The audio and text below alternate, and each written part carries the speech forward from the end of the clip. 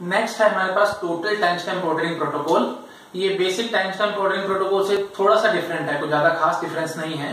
देखो इसमें हम लोग क्या करेंगे, हमने लिखा है for with each database item x we associate only one time stamp that is TS of x. देखो मतलब जैसे ये हमारा यू कैन से टेबल है और उसके अंदर ये एक सेल है, तो हर एक सेल ऑफ टेबल को हम मानते थे डेटाबेस आइटम। तो इस आइटम के साथ पहले मैं क्या कहता था, दो टाइम स्टैम्प लगाते थे, आरटीएस ऑफ एक्स और एक डब्ल्यूटीएस ऑफ एक्स, बट अब हमारे पास सिर्फ एक ही होगी that is TS of x. मतलब तो ये क्या बताएगी हमें, ये हमें बताएगी time stamp of youngest transaction that has performed read और राइट ऑन एक्स। मतलब हम यहाँ पे रीड और राइट को एक किस्म से एक ही टाइप का ऑपरेशन मान के चल रहे हैं, ठीक है। तो हमने वही लिख दिया कि टीएस ऑफ एक्स क्या होगी, time stamp of youngest transaction that has performed read on item x. ठीक, अच्छा तो अब वही एल्गोरिथम मेरे को बनाना पड़ेगा जैसे मैंने आपको वहां टाइम स्टैम्प ऑर्डरिंग में बना के दिखाया था। तो बहुत सिंपल, बहुत बेसिक सा एल्गोरिथम होगा। देखो हमने लिखा भी है कि टीआई वांट्स टू रीड और राइट आइटम एक्स, क्योंकि मैंने बोला रीड राइट लगभग एक जैसे हैं। तो हम बोलेंगे कि if TS of TI less than TS of x, मतलब एक किस्म से हम वही बात है, पीछे आना चाह रहे हैं तो हम अबॉर्ट कर देंगे और रिस्टार्ट कर देंगे न्यू टाइम स्टैम्प से। तो हमने वही लिख दिया then abort TI and restart it with new time stamp. Else अगर TS of TI is greater than और equal to TS of X होगी तो हम रीड या राइट ऑपरेशन जो भी वो चाह रहा है ग्रांट कर देंगे और टीएस ऑफ एक्स क्या हो जाएगी, टीएस ऑफ टीआई। तो वही हमने लिख दिया एल्स रीड और write operation is granted and TS of x will be equal to TS of TI. ठीक, बहुत सिंपल है। तो अब एक किस्म से रीड राइट को मर्ज करके मैंने एक सिंगल एल्गोरिथम में बना दिया। तो आई थिंक आपको एडवांटेज अपने आप से नजर आ रही होगी। It is easy to implement, वहां पे हमें अलग अलग एल्गोरिथम चलाने पड़ेंगे, यहाँ पे एक ही एल्गोरिथम चलेगा, तो hence it is easy to implement. और मेमोरी भी सेव होगी। मेमोरी क्यों सेव होगी, क्योंकि पहले मैं हर एक आइटम के साथ दो दो टाइम स्टैम्प लगा के चलता था, अब मेरे को सिर्फ एक ही लगा के चलनी पड़ेगी, ठीक है। And that is TS of x. Okay, तो वही एडवांटेज हमने लिख दिया कि implementation is easy and memory is saved, memory हमारी सेव हो रही है। और डिसएडवांटेज क्या होगी, it will have unnecessary rollbacks. कारण समझ में आ रहा है इसमें अननेसेसरी रोलबैक्स क्यों होंगे, क्योंकि मैंने आपको बताया रीड और राइट एक ही जैसे हैं। तो आप ऐसे समझो T1 T2 दो ट्रांजैक्शन है, अगर यंगर ने रीड कर रखा है तो मैं ओल्डर को रीड करने की भी इजाजत नहीं दूंगा और T1 को मैं रोल बैक कर दूंगा, क्योंकि T1 एक किस्म से यू कैन से पहले T2 रीड करके बैठी है और T1 आके उसको रीड करना चाहती है किसी आइटम एक्स को, तो हम इसको रोल बैक कर देंगे। क्यों, क्योंकि एक किस्म से ये एल्गोरिथम के खिलाफ हो जाएगी बात, ठीक है। तो हम वही बात बोलेंगे ना, TS of TI less than TS of x. यहाँ पे टीएस ऑफ एक्स क्या होगी, एक किस्म से time stamp of T2। Time stamp of T2 हम मान लेते हैं 200 है और टाइम स्टैम्प ऑफ T1 हम मान लेते हैं 100 है। तो हम बोलेंगे कि 200 इज लेस देन 100, यस। तो हम अबॉर्ट कर देंगे टीआई को और रिस्टार्ट कर देंगे इसको न्यू टाइम स्टैम्प से। तो हमने इसको अबॉर्ट कर दिया और रोल बैक कर दिया किस्म से, ठीक। तो ये इसमें थोड़ी सी मतलब यू कैन से मुसीबत है, रादर बहुत बड़ी मुसीबत है। हमने रीड के बाद रीड भी नहीं करने दिया, जो कि basic time stamp ordering protocol में चलता था, ठीक। और इस पे खास कोई क्वेश्चन आया नहीं है, ज्यादा इसमें और डीप में जाने की जरूरत नहीं है। बाकी एडवांटेजेस डिसएडवांटेजेस एकदम सेम कॉपी पेस्ट कर लेना basic time stamp ordering protocol से। मतलब वही कॉन्फ्लिक्ट सीरियलाइजेबिलिटी मेंटेन होगी और डिसएडवांटेज में वही यू कैन से कि कैस्केडिंग अबॉर्ट को हम अबॉर्ट नहीं कर पा रहे, मतलब रिकवरेबल नहीं है, कैस्केडलेस नहीं है, स्ट्रिक्ट नहीं है एंड सो ऑन। बाकी सब कुछ कॉपी पेस्ट है, बस ये कुछ एक्स्ट्रा एडवांटेज डिसएडवांटेज थी वो मैंने लिख दी है, ठीक। ओके, नेक्स्ट है हमारे पास strict time stamp ordering protocol. ये कुछ नहीं है, एक छोटा सा वेरिएशन है basic time stamp ordering protocol का। तो मैं एक बार उसको पहले पढ़ता हूँ, पॉइंट्स फिर एक्सप्लेन करता हूँ।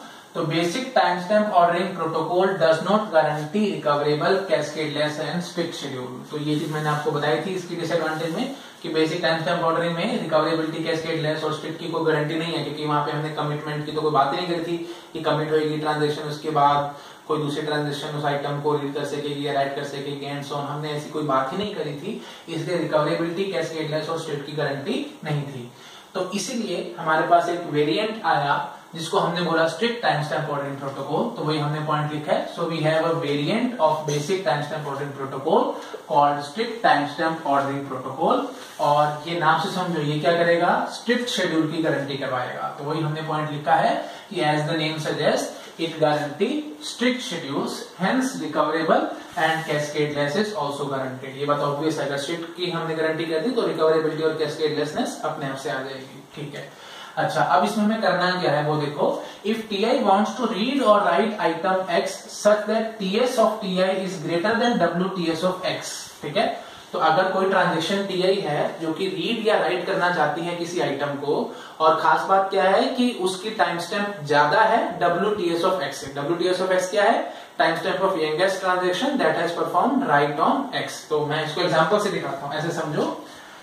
जैसे देखो यहाँ पे हम दिखाते हैं T1 और एक T2।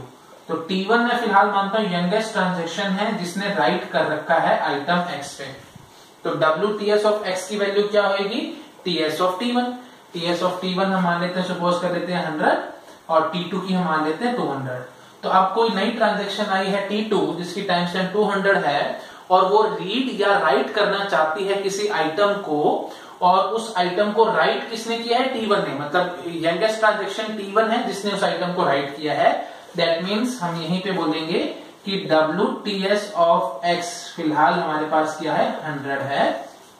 तो अब आप मुझे बताओ, बेसिक टाइम स्टैम्प ऑर्डरिंग में क्या होता था? मैं यहाँ रीड या राइट डायरेक्टली करवा देता था, लेकिन अब मैं क्या बोलूंगा कि यहाँ पे अगर T2 रीड या राइट करना चाहती है तो हमें इस बात की श्योरिटी करनी पड़ेगी कि T1 या तो कमिट या अबॉर्ट करे। मतलब T1 जब तक कमिट या अबॉर्ट ना करे तब तक मैं T2 को रीड करने की इजाजत नहीं दूंगा। ठीक है, जब T1 या तो कमिट या अबॉर्ट कर जाए उसके बाद T2 बड़े आराम से रीड या राइट कर लेगी। तो आप आई थिंक अपने आप से गैस कर पा रहे होंगे, ये स्ट्रिक्ट शेड्यूल की गारंटी हो जाएगी, क्योंकि राइट करने के बाद अगर मैं ना तो यहाँ रीड कर पाता था ना ही राइट कर पाता था। मैं कहता था कि जब तक ये कमिट नहीं करेगी उसके बाद ही हम यहाँ पे रीड या राइट करवा पाते थे। तो वही चीज मैं यहाँ कहना चाह रहा हूँ, या तो ये कमिट करे या अबॉर्ट करे, उसके बाद मैं यहाँ पे रीड या राइट करवा दूं तो एक किस्म से स्ट्रिक्ट शेड्यूल की गारंटी हो जाएगी। ठीक है, तो उसी काम को अचीव करने के लिए हम लोग क्या करेंगे, हम किसी तरीके से ये काम को करना चाह रहे हैं। ठीक है, तो हम क्या काम करना चाह रहे हैं एग्जैक्टली, कि अगर यंगेस्ट ट्रांजेक्शन ने जिसने भी राइट परफॉर्म किया है उसके बाद कोई और ट्रांजेक्शन उसी आइटम को रीड या राइट करना चाहती है, और कंडीशन साथ में ये भी गिवन है कि जो दूसरी ट्रांजेक्शन है उसकी टाइम स्टैम्प ज्यादा है आपकी ट्रांजेक्शन से जिसने राइट करा है, तो ऑब्वियसली टाइम स्टैम्प ऑर्डरिंग कहेगी कि आप उसको रीड या राइट करने दो। पर यहाँ पे बोलेंगे कि डायरेक्टली मत करने दो, आप यहाँ पे थोड़ा सा इंतजार करवाओ। कैसे, क्या इंतजार करवाओ? जब तक जिस भी ट्रांजेक्शन ने राइट करा है ना वो कमिट या अबॉर्ट ना कर जाए। ठीक है, अगर वो कमिट या अबॉर्ट कर जाएगी उसके बाद मैं इसको रीड या राइट करने की इजाजत दूंगा। तो यही पॉइंट देखो मैंने यहाँ लिखा है, मैंने बोला है कि TI wants to read or write item X such that TS of TI is greater than WTS of X, then this read or write operation is delayed till transaction TJ which wrote the value of X, जिसने right किया था X को, that is WTS of X is equal to TJ। यही हमने यहाँ पे आपको करके दिखाया है, commits or aborts। मतलब जब तक ये कमिट या अबॉर्ट ना कर जाए तब तक मैं इस ट्रांजेक्शन को रीड या राइट करने की इजाजत नहीं दूंगा। तो अपने आप से स्ट्रिक्ट शेड्यूल की गारंटी हो जाएगी। अच्छा, अब मैं इसको डिले कैसे करूं? तो फिर मेरे को याद आएगी लॉकिंग मैकेनिज्म की। तो यहाँ पे याद रखना, जो strict time stamp ordering protocol है ये दोनों का मिक्स है, मतलब लॉकिंग मैकेनिज्म का भी और टाइम स्टैम्प ऑर्डरिंग का भी। मैंने आपको बताया था टाइम स्टैम्प ऑर्डरिंग में लॉकिंग का कोई भी चक्कर नहीं है, लेकिन strict time stamp ordering protocol में मेरे को लॉकिंग मजबूरी में घुसानी पड़ेगी, क्योंकि मेरे को इस बात की गारंटी करनी है कि जब तक ये कमिट या अबॉर्ट ना करे तब तक मैं यहाँ पे इसको ना तो रीड करने दूंगा ना ही मैं राइट करने दूंगा। ठीक है, तो इसीलिए मेरे को यहाँ पे लॉकिंग लगानी पड़ेगी, और मैं क्या बोलूंगा कि यहाँ पे T1 लॉक लगा के रखेगी X पे, और ये लॉक सिर्फ तब रिलीज करेगी जब ये कमिट या अबॉर्ट करे। ठीक है, तो वही पॉइंट हमने नेक्स्ट लिखा है कि to implement this scheme we must use concept of locking, that is TJ must not release lock on item X till it commits और अबॉर्ट्स। जब तक ये कमिट या अबॉर्ट ना कर जाए तब तक ये लॉक नहीं छोड़ेगी X पे। तो हमारा जो मैं चाह रहा था मैंने उसको इंप्लीमेंट कर दिया, मतलब जब तक ये कमिट या अबॉर्ट नहीं करेगी तब तक T2 ना तो रीड कर पाएगी ना ही वो राइट कर पाएगी। नो डाउट ये टाइम स्टैम्प ऑर्डरिंग के हिसाब से ही चल रही है, क्योंकि इसकी टाइम स्टैम्प ज्यादा है ना इससे। But basic time stamp ordering में मैं फ्री में करवा देता था, मतलब जैसे ही मांगा हम उसको दे देते थे। बट यहाँ पे क्या करें, लॉक लगा के रखेंगे। ये लॉक कब छोड़ेगी? जब ये कमिट या अबॉर्ट करेगी। तो अपने आप से स्ट्रिक्ट शेड्यूल की गारंटी हमारे पास आ जाएगी। ठीक, अगर आपको थोड़ा सा भी डाउट है कि स्ट्रिक्ट शेड्यूल क्या होते हैं तो प्लीज मेरा स्ट्रिक्ट शेड्यूल का वीडियो देखो, वहां पे आपको समझ में आ जाएगा। ठीक, अच्छा, अब आपके मन में एक पॉइंट आ सकता है, क्योंकि हमने यहाँ पे लॉकिंग लगाई और मैंने आपको बताया था कि लॉकिंग स्कीम्स के अंदर deadlock was necessary evil, deadlock वहां पे आता ही आता था। तो यहाँ पे आपके मन में आएगा कि हम यहाँ पे भी शायद डेडलॉक में फंस जाए, बट यहाँ पे हम कभी भी डेडलॉक में नहीं फंसेंगे। कारण बहुत सिंपल है, देखो T2 वेट कर रहा है T1 की X पे लॉक छोड़ दे, मतलब एक किस्म से ये जूनियर है ना, और एक किस्म से ये सीनियर है। जूनियर सीनियर का कंसेप्ट अगर याद नहीं आ रहा तो आप ऐसे समझ सकते हैं, मैं बोलूंगा कि ये किस्म से यू कैन से कि यंगर है, सॉरी ये ओल्डर है और ये यंगर है। तो यंगर तो वेट कर सकती है ओल्डर का। क्यों वेट कर सकती है? क्योंकि यंगर ट्रांजैक्शन की टाइम स्टैम्प ज्यादा है, तो वो एक किस्म से वेट कर लेगी क्योंकि टाइम स्टैम्प ऑर्डरिंग के हिसाब से चल रहा होगा। बट क्या ओल्डर वेट कर सकती है यंगर का? कभी भी नहीं कर सकती। क्यों? क्योंकि टाइम स्टैम्प ऑर्डरिंग के खिलाफ है, मैं इमीडिएटली उसको रोल बैक कर दूंगा। तो एक किस्म से साइकिल बनने का कोई चांस ही नहीं है। मतलब ये देखो मैंने पॉइंट यहां लिखा है कि this technique is deadlock free. याद रखना, इसमें कभी डेडलॉक नहीं आएगा, क्योंकि मन में आ सकता है कि लॉकिंग आ गई तो डेडलॉक आ जाएगा, बट ऐसा कुछ नहीं है। डेडलॉक क्यों नहीं आएगा?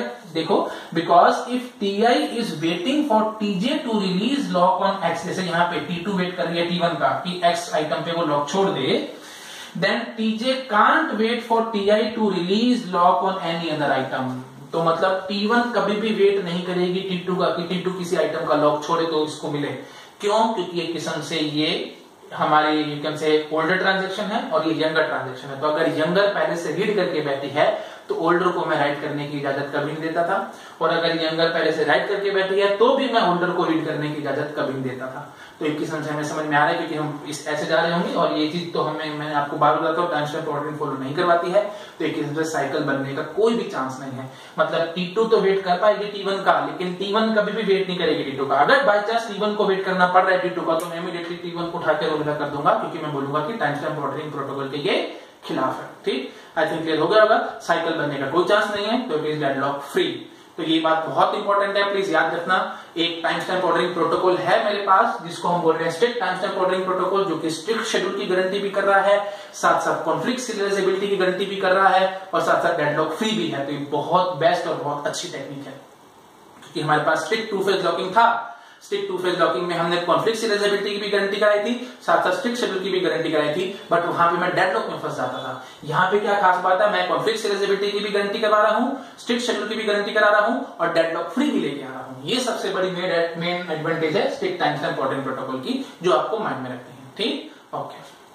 लास्ट टेक्निक है हमारी टाइम स्टैम्प ऑर्डरिंग प्रोटोकॉल की, that is multi version time stamp ordering protocol. इस पे क्वेश्चन आज तक गेट में नहीं आया है, just for the sake of you can say completion of the topic मैं आपको ये बता रहा हूँ। बहुत ज्यादा डिटेल में नहीं जाऊंगा। प्रोटोकॉल अगर आपको बहुत इंटरेस्टिंग लग रहा है या बहुत अच्छा लग रहा है तो आप कोर्स की बुक में से इसको पढ़ सकते हैं, उसमें पूरा डिटेल में अच्छे से दिया हुआ है। ठीक है, तो देखो इसमें क्या कर रहे हैं हम लोग मल्टी वर्जन में, कि as the name suggest we maintain multiple version of same item X. ये बात बहुत इंपॉर्टेंट है, नाम से समझो। मल्टी वर्जन का मतलब क्या होगा, हम लोग एक ही आइटम एक्स की मल्टीपल वर्जन तैयार करके रखेंगे। ठीक है, कैसे करेंगे वो मैं अभी दिखाऊंगा। तो आगे क्या बोल रहे हैं हम, transaction which wants to read any item will read latest value of X according to its time stamp. तो उसकी टाइम स्टैम्प के अकॉर्डिंग हम लोग देख लेंगे, जो भी लेटेस्ट वैल्यू होगी ना एक्स की, हम उसको रीड करवा देंगे। ठीक है, अच्छा, उसके बाद फिर lot of memory is wasted but it will have least number of rollbacks. मैं इस पॉइंट को भी एक्सप्लेन करता हूं, मैं यहाँ पे क्या कहना चाह रहा हूँ। देखो पहले तो इस बात को समझो, जैसे सपोज करो एक आइटम एक्स है, ठीक है, उसकी वैल्यू 5 है, तो मैंने उसके साथ रीड टाइम स्टैम्प भी रखा होगा और राइट टाइम स्टैम्प भी रखा होगा। तो read time stamp of x हम मान लेते हैं 0, राइट टाइम स्टैम्प भी मान लेते हैं 0, मतलब बिल्कुल इनिशियल वैल्यू है। कोई ट्रांजैक्शन आई T1, उसकी टाइम स्टैम्प मान लेते हैं हम लोग 100 थी, और उसने पहले रीड करा और फिर राइट करा, और उसने राइट कर दिया होगा से 10। तो हम क्या करेंगे, इसी x की एक नई वर्जन 10 तैयार कर लूंगा, और वहां बोल दूंगा read time stamp of x will be equal to 100 और write time stamp of x will be equal to 100। समझ रहे हो, इसी x की मैंने 2 वर्जन तैयार कर ली। कोई और ट्रांजेक्शन आगे मान लेते हैं T2, उसकी टाइम स्टैम्प है 200, उसने रीड करा और फिर राइट करा आइटम को, तो मैं क्या, और मान लेता हूं उसने वैल्यू 20 बना दी, तो मैं इसी 10 को काट के 20 नहीं बनाऊंगा। देखो जब हम नॉर्मल टाइम स्टैम्प ऑर्डरिंग पढ़ाते थे, ये नॉर्मल हम लोग बात करते थे, तो इसी 5 को काट के मैं 10 कर देता था और बोल देता था कि रीड टाइम स्टैम्प भी 100 और राइट टाइम स्टैम्प भी 100, तो ओवरराइट कर देते थे। ओवरराइट का चक्कर नहीं है, नए नए वर्जन तैयार करते जाओ। अब यहाँ पे मैं मानता हूँ उसने 20 करा होगा, तो मैं 20 एक वैल्यू ले आऊंगा और यहाँ बोल दूंगा read time stamp of x will be equal to 200 और write time stamp of x will be equal to 200। ठीक है, अच्छा, अब आप ये सोचो कि कोई नई ट्रांजैक्शन आई, उसको किसी वैल्यू को रीड करना है, x की वैल्यू को रीड करना है, और मैं मानता हूं उसकी टाइम स्टैम्प निकली ts ऑफ t3, हम मानते हैं ts ऑफ t3 निकली 50, मतलब 100 से भी कम है। तो आप मुझे बताओ इसमें से कौन सी वैल्यू आप पढ़ाओगे? आप कॉमन सेंस से सोचो, ये तो पढ़ाना मत, क्योंकि इसको तो 100 ने यू कैन से रीड और राइट किया हुआ है, तो अगर आपने T3 को जिसकी टाइम स्टैम्प 50 है उसको आपने 10 वैल्यू पढ़ा दी, तो एक किस्म से हम लोग पीछे आने की कोशिश कर रहे हैं, समझ रहे हो? मतलब यंगर ट्रांजैक्शन पहले रीड और राइट करके बैठी, आप ओल्डर को वो वाली वैल्यू कैसे पढ़ा सकते हो? वो वाली वैल्यू उसको बिल्कुल नहीं पढ़ा सकते। तो ओल्डर के लिए एक किस्म से हम ढूंढेंगे कि उसके लिए लेटेस्ट कौन सी है, तो उसके लिए लेटेस्ट यही है, तो मैं उसको ये वाली वैल्यू पढ़ाऊंगा, समझ रहे हो? और मैं इसकी टाइम स्टैम्प को, क्योंकि इसने ये वाली वैल्यू रीड कर ली है, तो मैं इसकी टाइम स्टैम्प को 0 काट के 50 कर दूंगा, क्योंकि इसने रीड करा है इसको, ठीक है? समझ रहे हो? ऐसी कोई आगे जिसकी रीड टाइम स्टैम्प 150 थी, 150 थी, हम मानते हैं ts ऑफ T4 जिसकी वैल्यू 150 थी और उसने रीड करना चाहा वैल्यू को, तो आप कौन सी रीड कराओगे? आप ये वाली कराओगे, क्योंकि ये किस्म से उसके लिए लेटेस्ट है। ये तो लेटेस्ट नहीं, क्योंकि ये तो फिर उससे आगे की बात हो जाएगी। तो हम क्या करेंगे, ये वाली वैल्यू उसको पढ़ा देंगे और रीड टाइम स्टैम्प को काट के 150 कर देंगे, ठीक है? तो समझ रहे हो? तो मैं बहुत ज्यादा डिटेल में तो नहीं जा रहा हूं, बस थोड़ा सा बेसिक इंट्रोडक्शन में दे रहा हूं, और आप यहीं से गेस कर लो, रीड करने की इजाजत मैं हमेशा दूंगा, मतलब कोई ना कोई वैल्यू तो मेरे पास जरूर होगी, क्योंकि वर्स्ट केस में 0 टाइम स्टैम्प वैल्यू को मैं रीड करा दूंगा, ठीक है? तो रीड इज ऑलवेज अलाउड, मल्टीवर्जन, कोई रोल बैक कभी नहीं होगा रीड के कारण। राइट के कारण शायद कभी रोल बैक हो सकता है, कैसे उसको छोड़ दो, वो बहुत डिटेल में मैं नहीं जाता, बट आपको याद रखने के रीड के कारण कोई भी रोल बैक नहीं होगा, राइट के कारण चांसेस है कि शायद कभी रोल बैक हो जाए, ठीक है? ओके, तो फाइनली हम तो यहीं से अब ये वाला पॉइंट आपको समझ में आएगा कि lot of memory is wasted. क्यों? क्योंकि देखो मैं मल्टीपल वर्जन तैयार कर करके चल रहा हूं, but it will have least number of rollbacks. ये भी आपको समझ में आएगा, क्योंकि रीड के कारण तो कभी रोल बैक होना ही नहीं है, राइट के कारण भी हम देख लेंगे, जो भी लेटेस्ट होगी हम उसी को राइट करवाएंगे, ठीक है? खैर ठीक है, मत जाओ इतनी डिटेल में, बस इतना याद रखना इसके अंदर least number of rollbacks होंगे। तो हमने रोल बैक्स के अकॉर्डिंग लिखते हैं, जो थ्योरेटिकल क्वेश्चन एग्जाम में आ सकता है कि सबसे ज्यादा रोल बैक होंगे total time stamp ordering protocol में, क्योंकि मैंने आपको बताया था वहां पे तो एक ही टाइम स्टैम्प थी, ना तो रीड ना राइट, सिर्फ एक ही टाइम स्टैम्प थी। तो रीड और राइट एक किस्म से सेम ही टाइप के ऑपरेशन लगते थे हमें, तो रीड के बाद हम रीड भी नहीं करने देते थे, तो सबसे ज्यादा रोल बैक इसमें होंगे। उसके बाद फिर basic time stamp ordering protocol में होंगे, क्योंकि वो रीड अलाउ कर रहा था, और सबसे कम मल्टीवर्जन में होंगे, क्योंकि रीड इज ऑलवेज अलाउड, ठीक है? हम हमेशा रीड करवा सकते हैं। ओके, तो थिंक क्लियर हो गया होगा। This is all about time stamp ordering protocol, that is more than sufficient. मैंने आपको बहुत डिटेल में बहुत अच्छे से बताया है, क्योंकि इस पे क्वेश्चन काफी आ सकते हैं एग्जाम में, ठीक? ओके।